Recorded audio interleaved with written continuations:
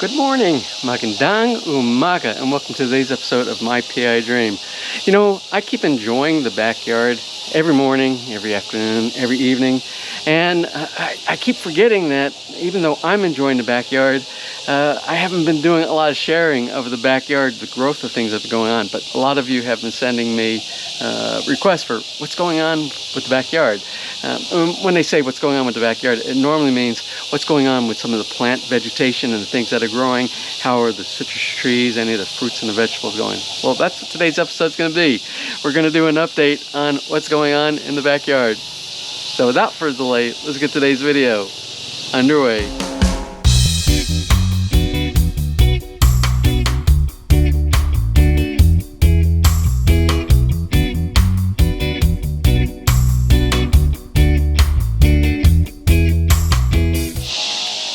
Hapon, you gonna help me today?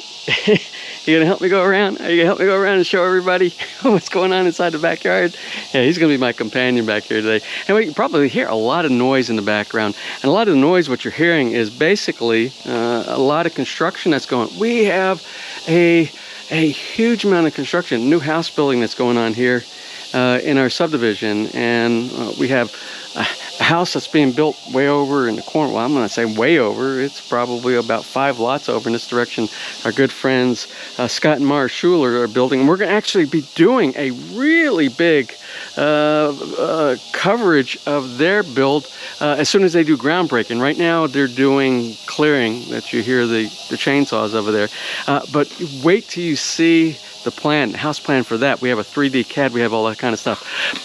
But today is not about house building. Today is about what's going on inside the backyard. So let's just kind of like walk around back here. And if you see the green, everything has been doing really well. The colors of all the plants and the vegetables. If you were to look at this place, remember before we put the swimming pool inside, this was just a flat landscape back here. There wasn't even a pavilion back here. There was a Bahay Kubo. Many of you remember that. So there is a real progression of growth of a lot of the plants that we have inside the backyard. Anyway, let's go ahead. We're going to start with the coconut trees. The coconuts are doing really good. Actually, if I wanted to, I could cut this coconut right now. This one and any of these 3 on this side over here, and we could enjoy fresh coconut juice and as well as the buko that's inside. Same as with this one. Remember, this is the Ramil Rivera coconut tree. The reason I call it the Ramil Rivera coconut tree, because this is the one, if you've been following our series since the very beginning, he gave this to me when I was living in the apartment in the barangay, when it was only a small seedling like this big, and I carried it because I used to walk into work here when we were building Villa Feliz. But you can see I really need to start pulling these. And this is a different variety. This is a different variety because these are golden coconuts as opposed to the green coconuts we have over there. I've never had juice or the buko meat inside the coconut from a golden, so this will be interesting. Maybe we'll do a video on that very soon. I want you to see also, this is our mango. This is our Chakanan mango, and this is actually from Thailand. And I want you to see something cool here. We actually have mango. And not very many, but this is our first production. This is our first time getting mango from this tree right here. So I'm really happy about that. Of course, everybody knows our very yielding calamansi tree that we have here. And oh, you're probably noticing something very strange here. We don't have a bolete tree anymore. I forgot to tell you guys. I removed the bolete tree. The bolete tree made a very nice shade for our table and chairs over here. But the bolete tree is very evasive, and the root structures were just getting a little bit out of hand, and it doesn't produce any fruit. Well, it does produce a little berry, but I don't think it's really edible. So what I did, and I'm going to share with you in another upcoming episode, a very neat nursery I found very close to Lyre right here, is where I got this. This is a dwarf mango right here. This is a dwarf mango, and it has a dual rootstock system right here. And we'll talk about dual rootstock again in another video, in an upcoming video. The advantages to doing a dual rootstock growth of a grafted plant that you will have for your garden. Anyway, so this is taking the place of the bolete tree. Remember, the bolete tree used to be here. Again, it was a lot of shade. And you can see the bolete tree was so shaded, we had a problem with our grass growing right here because it was getting no sun. So for a while, this should repair itself over this summer. We should have no problem with that. Let's go ahead and take a look at, let's go back here where the bananas are. Now this area, as you always know, this is our little banana plantation. It's a mini banana plantation. And we have La Tundan, Lakatan, and Cavendish back here. We're in a stage of, we're probably going to be cutting up a little bit of this and doing some replanting. Let's go to the opposite side of the swimming pool here. Now, I don't know if I showed you this before. Remember, this was our lime tree, and we were starting to get lots of limes on this lime tree, but all the limes were down here. This was all bushy, and I couldn't even walk by. I couldn't walk by the side of the swimming pool because it was so bushy and it came out to the side. So what I ended up doing, I ended up pruning aggressively the bottom growth, which the bottom growth is where we got most of our limes. And you can see I have no blossoms anymore, but it's okay. We are in a shaping period. I want it to be nice and bushy at the top, and I want like a trunk here, and it actually looks really nice. Now, I'm gonna quickly go over to the other side of the swimming pool, and then we're gonna come back here. But I just want to, I have 2 lime trees in the backyard. This is one, you see, there's no blossoms, there's no limes anywhere in here. And I'm gonna take you over to the other side. We're gonna go to the lime tree that's on the other side, and I just want to show you the differences between this lime tree over here that hasn't been pruned yet, which it will be pruned at one time, but I just don't want to do it because I want you to see it just has so many limes everywhere. New blossoms here, limes just everywhere on this tree, and many of them are in the lower sections right here, which these still have another month before we can actually pull off these limes down here. But it just has so many limes, and I did not prune the bottom of this one yet. Once that one over there starts producing limes again, and then we'll start working on this one and clean this one up and prune it down. Now back over here by the other lime tree, this is the raised bed garden, as you know, and the raised bed garden has been doing really good this year. I mean, I want you to see, these are my Talong eggplant, and I've constantly been cutting eggplant off of just these 2. I had 3. One of the eggplant plants itself, it kind of went bad, and maybe the dog kind of dug it up or something, I don't know. But these have been doing really good, but they're getting towards the end of the season, and I really need to start putting something like 7 dust. If you see something like this, 7 dust works really good to keep these insects. I got insects all over here, and they really need to be treated. Certain plants in your garden, just the bugs don't like it, like these peppercorn plants over here. I never have a problem with bugs on those, or my vanilla beans, or even like my peppers here. Now this is a nursery spot right here for this banana plant. Remember, this is that banana plant that we went to the nursery in the Rosario Padre Garcia area, and this is one banana plant that's different from every banana plant that we have here. We have 5 varieties of banana plants here in Villa Feliz, and this one is the one that's 1,000. It's 1,000 fingers or some. It's the one that I showed you, and it was almost as tall as this one right here from the mother plant, and all the way from the very top all the way to the ground is a stem about, oh, I don't know, about 14 inches around. And the stem comes down with all the bananas, just like really like 1,000 bananas on it. I brought the baby, and it kind of sat over there for a while in a holding position, and it wasn't doing anything. Then I thought it had died, and I brought it over here to the raised bed, which is very rich in compost, and it's coming back. You can see all new growth right here. This right here, guess what this is? This is asparagus. Now, I didn't realize when I planted asparagus that asparagus takes like a couple of years to grow to maturity. This is over 1 year. This is 1 year old. I will tell you, this asparagus is 1 year old. And I kind of planted some because it was too thick and I moved it over, and I'm afraid I might have killed some of it. I don't know. We'll see if it doesn't come back over here. You see the brown stuff over here. And I use these tomato stakes. You see I have tomato stakes over here, that little cage, tomato cage, and I use these really neat assembling tomato cages over here to kind of train these. As a matter of fact, I need to start pushing these back. I need to start adjusting these again because the asparagus it seems like it really likes it when I straighten everything up, and we're starting to get new growth on the asparagus. Tomatoes, we're late in this. This is very late in the season. May is late in the season for tomatoes, but yet we're still yielding some tomatoes back here, but they're smaller. I noticed that they're smaller, and we're still getting blossoms. You can still see we're still getting blossoms. And I just picked, you didn't see the tomatoes I pulled off already, but they're starting to get a little blemished. You see also, you see down there's some tomatoes. One is actually, it already looks like it's destroyed. I need to pull that one off, but one of them's ready to pick. At this time of year, when it starts getting hotter, you pick them when they're just getting just a little bit of red, and you let them ripen inside the house. Else you probably get insects that will get into it and eat your tomatoes before you get to eat your tomatoes. I planted these, remember?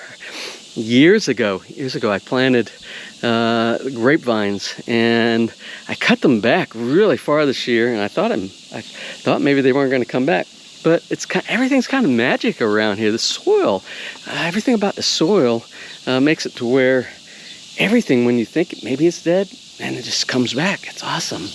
And while we are back here in the garden, I want you to see this. And Barry from Barry in the PI, he will recognize what this is right here. Actually, this is a gift from Barry and Maida. When they came and visited us here a few months ago, I thought it was dead. When it came, it just seemed like lifeless, and I put it inside the ground. Again, anything you put in the ground back here in the raised bed garden just grows like crazy. And this is an angel trumpet. This is an angel trumpet plant, and I'm excited about this one. We'll wait till it gets a little bit bigger, and then we'll find a nice home somewhere else in the yard for this to grow, and you'll see the beauty of the angel trumpet flower. And you can see that on Barry and the PI's videos. He always shows it off inside his garden as well. Anyway, thank you, Barry. Now remember our apple guava back here? It was really big. It had grown so big, and I really did a hard prune back on it. But you can see it's all starting to come back, and the tree's starting to shape a little bit better. I had one apple guava earlier, and that's all I got off of the new growth this year. But the main reason for the pruning was so that it doesn't get out of control, and it promotes growth on a lower level right here. I see the sago palms everywhere around the yard. This is all new growth right here, because you can touch this and it doesn't prick you. But if you touch this down here, which is the older growth, this is like pins down here. We have all of our sago palms are doing really well. Pineapple plants. I want you to see all of our pineapples that we're getting this year. Lots of pineapple plants everywhere around the yard. No matter where you go, we keep transplanting, or we keep taking the tops, the crowns off. And you can see, this is a great example right here. When we're ready to remove this pineapple plant to eat, we'll take this top, the crown, and we will plant it again. And then you see these little suckers on the side here. These are little sprouts that grow off that will produce even more. So from this plant right now, I see 1, 2, 3, 4 new pineapple plants just from this one right here once we remove this pineapple to eat. Now you remember I talked about removing the lanka, the jackfruit tree that we had here. It's gone. It's been gone for, I don't know, about 5 or 6 months. And we replaced it with this cacao. And I want you to look and see how the cacao is doing over here. It's doing really well, and I expect that this, in about 2 years, we'll be pulling cacao pods off here, and we'll be making our own chocolate here at Villa Feliz. Now this is our avocado tree. And we're getting avocados. I don't know if you can see, I can't reach it, but there's an avocado right up there, there's avocado there. We had there's avocados this is full of avocado fruit this year, and this is our first year for avocados. They're not big enough yet for picking. We had some of the smaller fruit, they dropped to the ground, which is kind of normal on the first time that you get fruit off of a tree. That's nature's way of saying it's not quite ready yet. And next year will probably be a great harvest season. Now over here is our last Red Lady papaya, and this is it's like the second year. I think this is our second year with this one right here, maybe the third, but I think it's the second year. And we're still getting some, and we have some blossoms up here. Nice thing about Red Lady, remember this is very important. If you're picking out papaya for your garden and you don't want the native type of a papaya that's in this area right here that grow really tall, and you almost have a ladder or a special tool to cut them off after a certain period of time. Red Lady variety, it stays very low, usually about 3 years worth of yielding at a low level. These are probably one of the best, so get your seeds that are Red Lady papaya. Now I'm going to close out today's episode by going to the front yard. We don't have any fruit bearing trees other than our coconut tree up here in the front. But what I wanted to show you in the front, we have a right across the street from us too. We have a new house that's being built. So we're gonna have new neighbors across the street right here as well. Anyway, the front yard, I want you to see the grass. I want you to see how beautiful, how rich and green the grass is here in the front yard. It is doing really well. I added a little bit of nitrogen-based fertilizer here, and it just greened up everything incredibly green. And another thing I just want to show you is the Buddha bamboo. I cleaned it up a lot, and you can see it's actually growing back. This used to be full. It was full of bamboo here, and I cut off all the stalks, so it is like an umbrella. You can see it's like a tree. This is what you can do with bamboo. It makes for a great shade area, and it still doesn't take too much shade away from your grass around the base. But I will tell you, I cut all this up 2 weeks ago, and I want you to look at all the new growth that's growing back here. And I'm gonna have to trim all this up because I don't want this to get full inside here again. I want this to be exactly like it is, a tree. And you'll see I did the same thing to this Buddha bamboo in the corner of the lot up here. I cut all this because this was full. Now, if you also see something like this on a Buddha bamboo, or this, I think these are the male plants, I'm not really sure, but they will just grow up to be a stocky, ugly bamboo that doesn't really do any of this stuff right here. So when they're young, you should cut those down. I just want to tell you, I didn't plant this. I don't know how it got here. This is peppers, chili peppers. And I don't know, maybe my gardener did that. Again, our other garden that we have in the corner of the lot right here, everything very beautiful. Well, there you have it. I hope that fills the void for those of you who want to know what's going on with the backyard here. There's still several plants that we have back here, several plants, several trees that have yet to produce blossoms, to produce fruit, but you have to be patient sometimes. Sometimes plants, you can get fruit in 1 year. Sometimes it takes 5, 6, 7 years to get fruit. Like these type of plants, these citrus, we have different like ponkan, they're like tangerines and things like that, kiat. We have not, for some reason, we have not gotten any fruits yet on those. I'm patient. I know they will come. Patience is a virtue. Anyway, let's go ahead and conclude today's episode. And to conclude, I hope you enjoyed it. And if you did, please give me a thumbs up. Please share. And if you have not subscribed, just click on the little My PI Dream heart in the bottom right hand side of your screen. You'll be subscribed and you'll be notified the next time I upload a new video. So until such time from right here in the very beautiful Philippines, you have a wonderful and blessed day.